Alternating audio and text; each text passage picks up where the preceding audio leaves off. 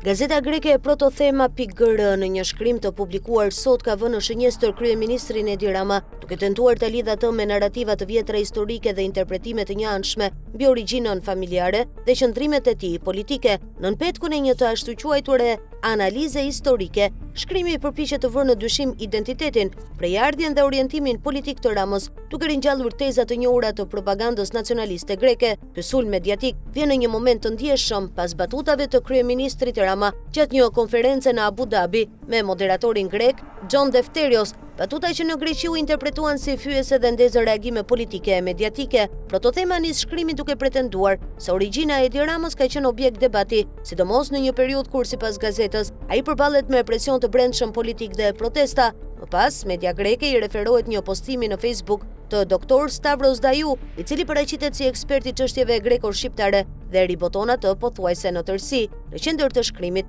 vendoset familja Koleka, nga ana e nënës së kryeministrit. Protothema thekson se nëna e Ramës, Aneta Rama Koleka, vinte nga Vunoi i Marës dhe ishte pasardhëse e një familjeje të njohur, ndërsa xhaxhai i saj, Spiro Thoma Koleka, ka mbajtur poste të larta në hierarkinë e regjimit komunist shqiptar, përfshirë ato të zëvendës kryeministrit gjatë diktaturës së Enver Hoxhës. Shkrimi ndalet gjatë edhe tek paraardhës të tjerë të familjes Koleka, duke përmendur figura politike të fillim shekullit të 20 dhe duke i portretizuar ata si mbrojtës të privilegjeve të imariotëve dhe si miqësor ndaj komunitetit grek, sipas burimeve të shtypit grek të asaj kohe. Në këtë kontekst, Protothema përpiqet të ndërtojë tezën se origjina familjare e Ramës dhe lidhjet e saj historike shpjegojnë sipas saj qëndrimet e sotme politike të kryeministrit shqiptar ndaj Greqisë. Media greke ndalet edhe tek babai i Ramës, Kristaq Rama, skulptor dhe ish-deputet gjatë periudhës komuniste, duke e lidhur atë drejt për drejt me regjimin e Hoxhës. Në shkrim përmenden edhe akuza të vjetra të debatueshme se ai ka qenë pjesë e strukturave që kanë firmosur vendime dënimi me vdekje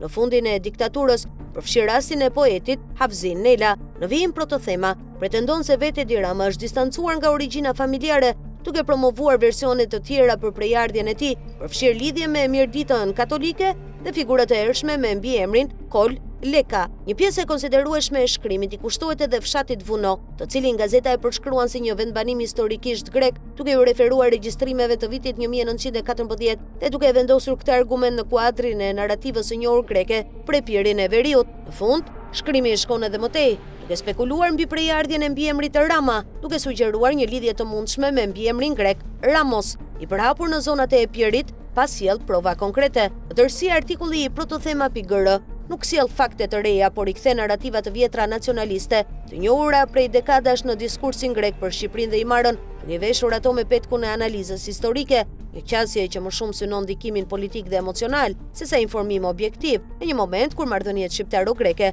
mbeten të ndjeshme dhe çdo deklaratë apo batut shndërrohet shpejt në instrument presioni mediatik.